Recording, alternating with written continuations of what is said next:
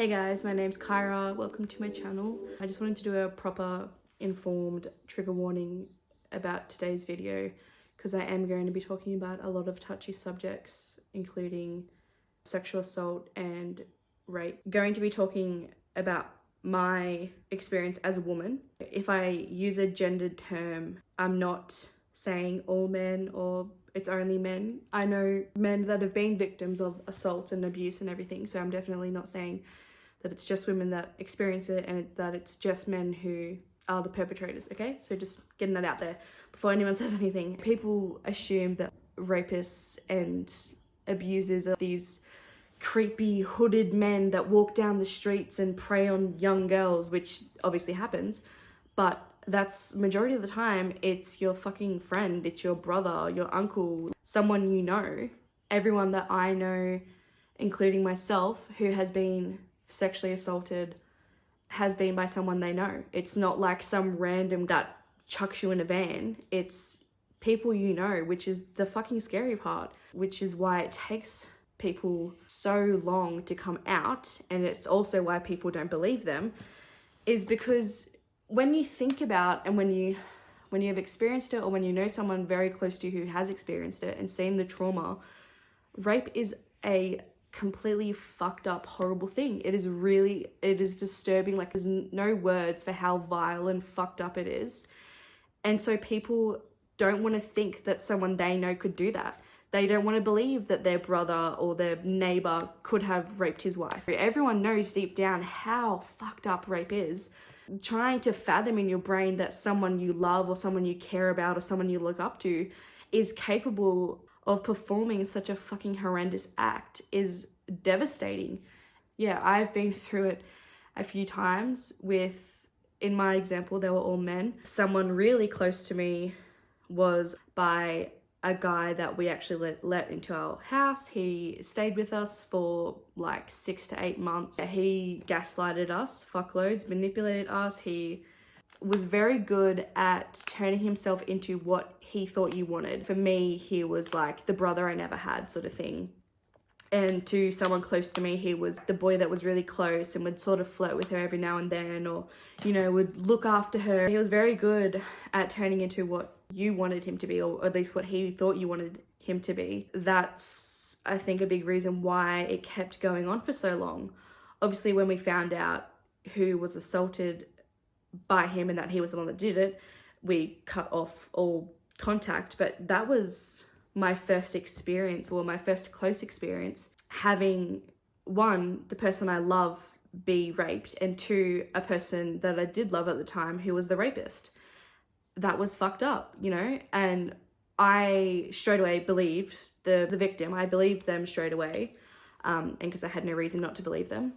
And you're always better off believing the victim. We've let this person into our lives, our homes, like he's met our family. He was stealing, lying, everything, manipulating us into getting what he wanted. Another personal experience I've had was with a guy friend I had who I was quite close with as well.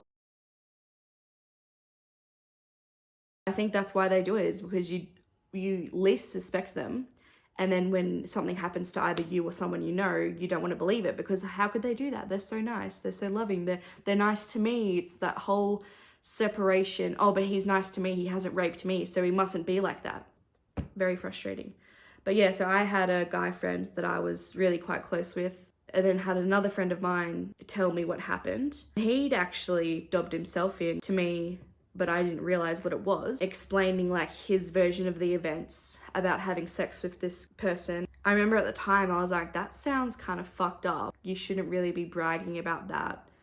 Not that he told me anything that was rapey, because then I obviously would have stopped being friends with him straight away, but what he was saying was just disturbing, and he would always sexualize women and put them down and just use derogatory language. Cut off contact with him, obviously. The guy that I was raped by was a friend of mine as well. That was hard for me to come to terms with, because you become friends with these people, whether they're men or women, and you think you know them and trust them, and they completely shatter that trust and bond, and it's fucked up.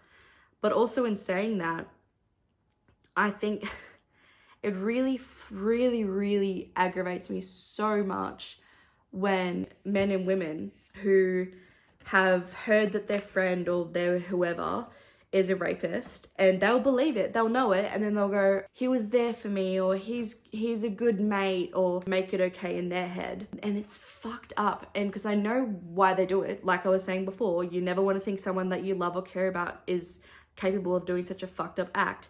But the reality of it is that they are capable of it, and they do it clearly. It's not like there's one guy in Australia raping all these women. It's people you know, and people need to start fucking realizing that. Like, you need to get rid of contact with this person because they are obviously a vile, fucked up, manipulative piece of shit that deserves a bullet in the head.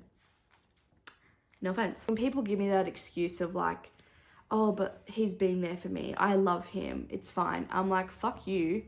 I've been through the exact same thing where it was two close friends of mine, a guy that was practically my brother. If I can cut them out, you can too. Yes, it's heartbreaking and fucked up, but it's not as heartbreaking and fucked up as being the victim.